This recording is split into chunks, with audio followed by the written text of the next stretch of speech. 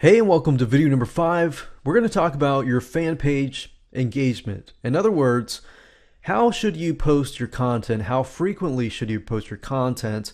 And what kind of content should you post? And where can you get some ideas on what type of content to post?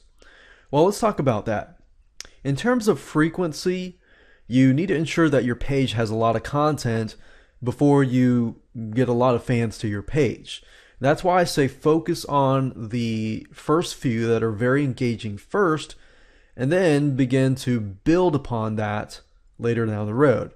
Now, I would recommend maybe about 2 to 3 posts per day. At least 2 to 3 or more per post per day.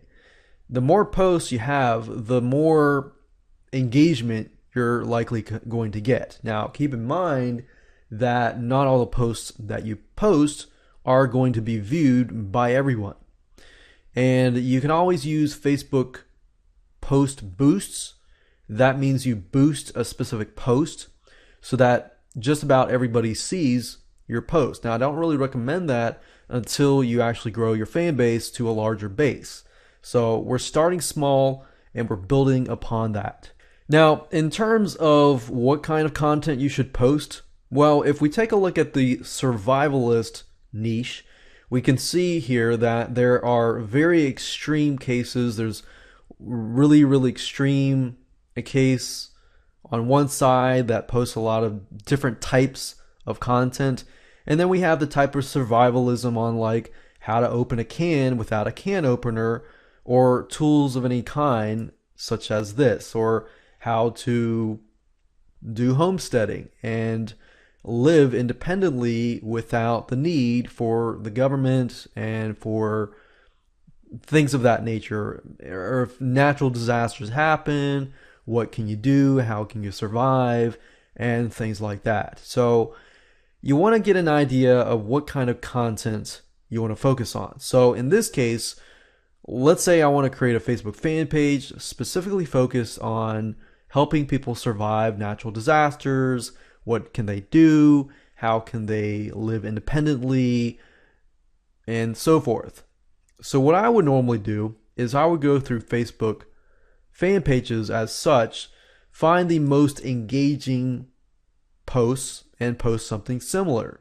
Now, I don't recommend that you copy them, but do something similar of that nature. Because instead of reinventing the wheel, you have something that is already proven to you that works. Now, in terms of getting more content, I would revisit Amazon.com, specifically Kindle books. Now, if you take a look at Kindle books, for example, this book here that says Shoestring Survivalism, how to prepare for bad times on a budget. So if we click on this Kindle edition here, and we just take a look at the table of contents, we can get a better idea of what kind of content that we can create.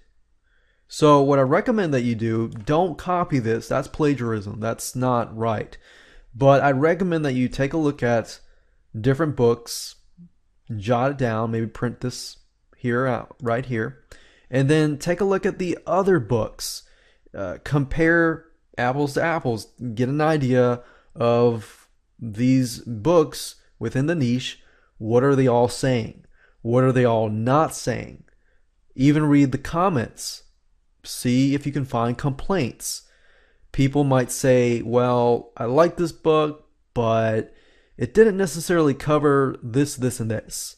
So jot that down. What is this, and this? If you can see a pattern between all of these books that a lot of people are saying, okay, they're not necessarily saying this, I'm still frustrated because I don't have the answers to the specific questions. If that's the case, guess what? You could build your own report.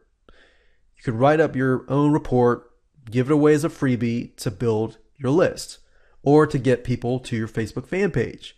So that in itself is a great way to build a lot of engagement, a lot of content that people really want, especially if other people, other authors are not covering that content. So I hope you learned a lot in this specific video. It's really basic, but it's really powerful if you do it right.